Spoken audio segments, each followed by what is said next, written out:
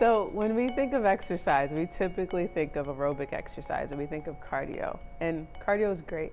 We know that there's a lot of benefits for aerobic exercise, a lot of cardiovascular benefits, but we forget about strength training.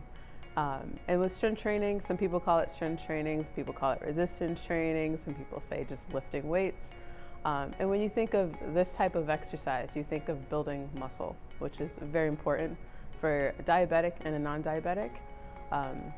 When you exercise, when you do strength training, you're actually utilizing more glucose. You're allowing the insulin that you're producing or you're taking in via injection or pump to be utilized better, which is going to then affect your blood glucose levels, which then in turn affects your A1C. And so we also think of weight loss when we think of resistance training as well. So when you do resistance training, we like to think of what's called a basal metabolic rate. And that increases with more resistance training, with more muscle. And so you're actually burning more calories throughout the day than you would if you didn't do resistance training as well. Every single patient is different.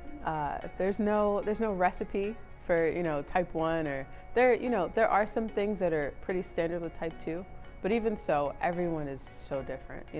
That's why we create individualized plans with their medications, with their nutrition, with their exercise.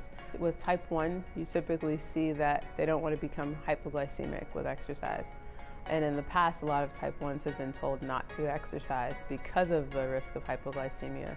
So just getting them to understand that they can exercise safely. And that's a huge motivator for individuals with type 1, and just getting them to see that we can make adjustments to your insulin, we can make adjustments to your carbohydrate intake so that you can exercise safely without becoming hypoglycemic.